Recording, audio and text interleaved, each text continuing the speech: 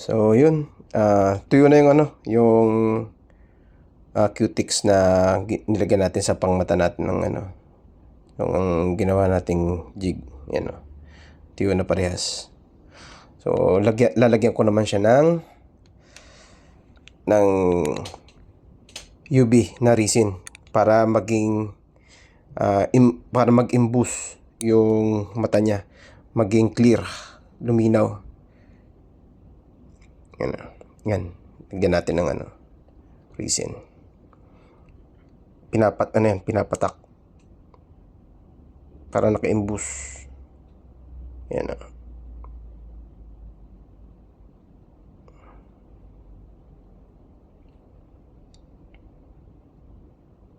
Yes. Mga dalawang dalawang layer din. Para talagang maghitsurang mata siya.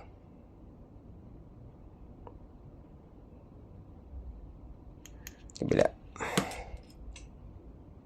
Yan o. Hindi pa napapangalawan pero tsurang mata na talaga.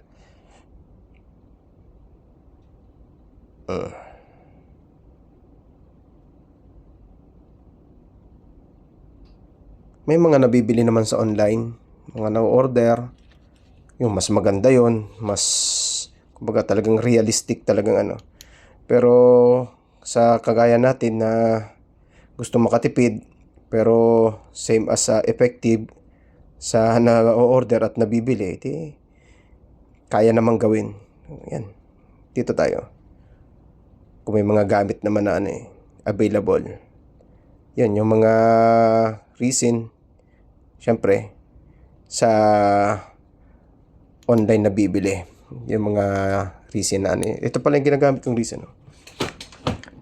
In-order ko to sa Temo. Yan na. UV resin. Hard. Yan. Sa Temo ko nabibili. Depende. Depende sa presyo. Minsan nagpo-promo. Yun, minsan 1 dirham. Pero pinakamura kong nabili yata, kung di ako nagkakamali, parang mga nasa 12 dirham, 2 piraso. So ito pangalawang na to. Pangalawang na to ng resin. Yan. Yan, naka-imbus na siya. Kitang-kita naka-imbus na yung mata niya. Ulit.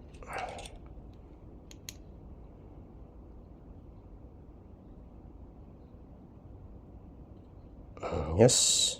Kabila.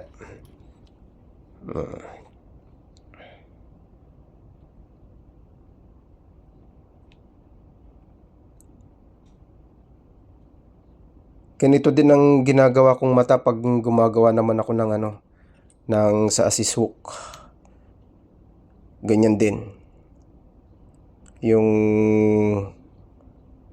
aluminum na din, na foil.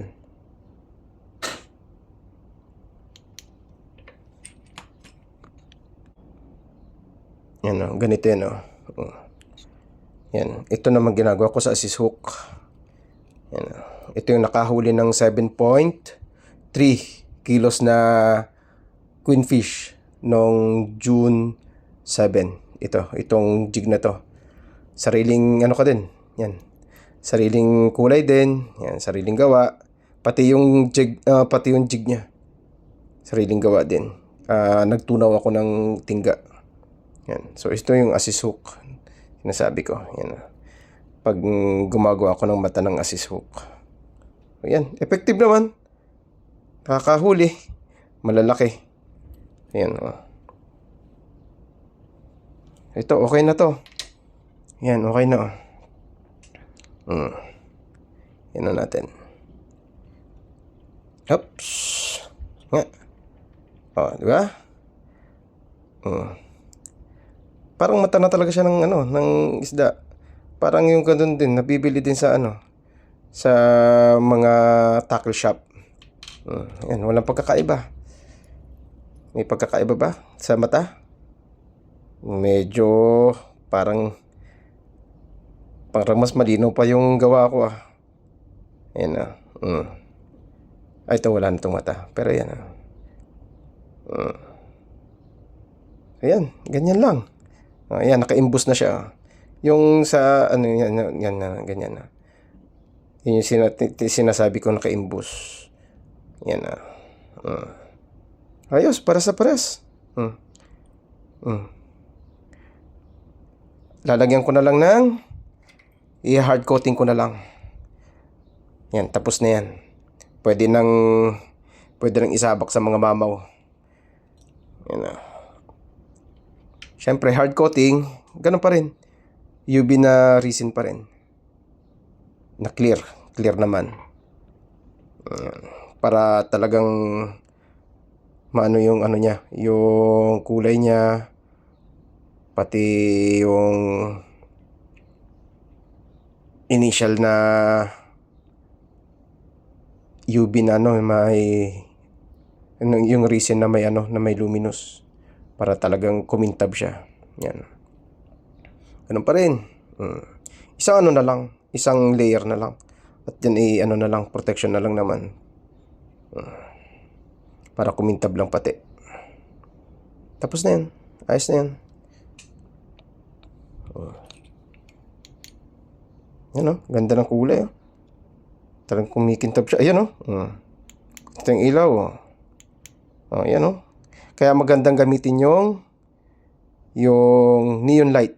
Ayan o. Imagine mo ito yung sinag ng araw o di kaya yung sinag ng buwan, lalo sa ano, kung sa gabi.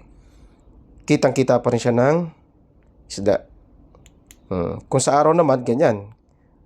Visible pa rin. Kung sa gabi, kung sa madaling araw, yan o.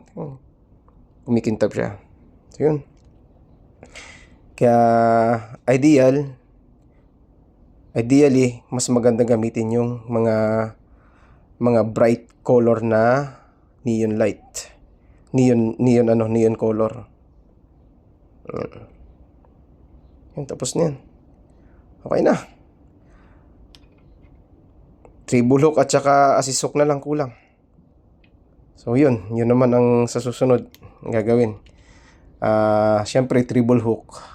Hindi makakapagawa nun. Bibili na lang. Ito yan. Mga ginagamit ko.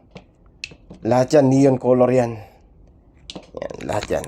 Neon color lahat yan. Maliban dito sa mga, yan. Itong pula, hindi ako makakuha ng